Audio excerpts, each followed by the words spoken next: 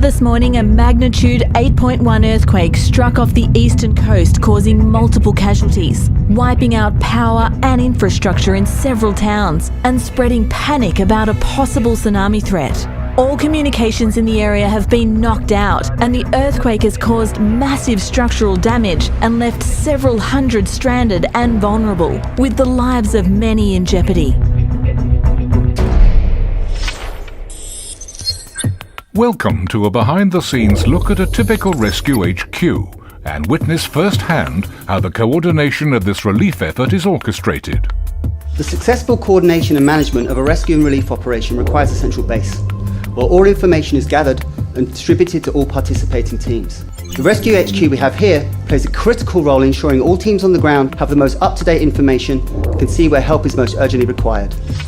This information is communicated via the Inmarsat BGAN satellite network, providing interoperable voice and data connectivity on land, sea and air across the world.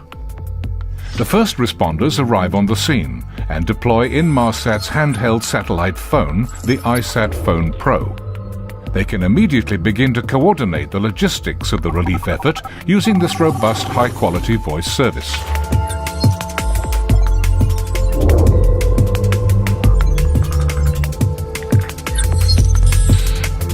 Hello, Mission Control here.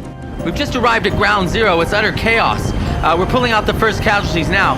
Is the telemedicine area set up? Copy that. Proceed to the coordinates advisory and mission pack. We have medical experts standing by, connected via BGAN to provide remote assistance. Over. Here we see a visualization of the Inmarsat 4 network and the coverage provided over the stricken zone. The BGAN i4 platform is able to dynamically allocate voice and data resources where most needed in real time. This is Flight Pegasus 10 Bravo. We are now in location above the affected zone. Over. Copy that. Start transferring the live video stream so we can observe and advise. Over.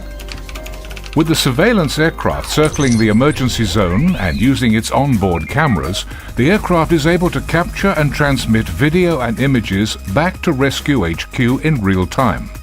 This is achieved via the Swift broadband satellite service. The Swift broadband antenna on the aircraft enables us to transfer our data back here to Rescue HQ and our situational awareness platform. Here we can build a bird's eye view of what's happening on the ground and make decisions based on this information in real time. This complete situational awareness capability is vital in the success of any rescue operation. It's now been several hours after the earthquake struck. Emergency medical teams on the ground are receiving remote medical assistance. Surveillance aircraft have assessed the lay of the land, and rescue teams have established voice and data communications, all via the Inmarsat network. This just in, military teams have been called in to assist with operations in the most critical areas. We will provide further updates as things progress. Using the Fleet broadband service, the Coast Guard are communicating with the surveillance aircraft and back here at Rescue HQ. Using GPS location data, they're able to pinpoint where vessels will capsize in the bay to help their search and rescue operations. Because of the sheer scale of the event, traditional UHF comms are limited. In order to work around this and more effectively coordinate the mission, the LTAC service from Inmarsat is deployed. This allows disparate teams to communicate beyond line of sight with their existing UHF radios. As the requirement for more communications increases with the arrival of more relief teams, a temporary 3G network is deployed and backhauled via BGAN. This gives teams on the ground the ability to immediately use their 3G smartphones and tablets to help with the relief effort. As the relief effort rolls out and demand for bandwidth increases, the new Inmarsat Global Express KA band service will come into play. While traditional VSAT networks take days or weeks to install, Global Express can be accessed in minutes and will provide a high-speed data connection both to and from the affected area. This service is able to meet the diverse communications demands of all the relief teams.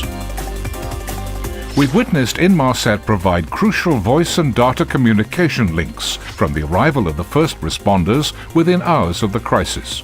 The I4 network was then used extensively in the coordination and management of the rescue and relief operation, and will continue to provide a vital communications backbone as rebuilding of infrastructure and relief efforts continue.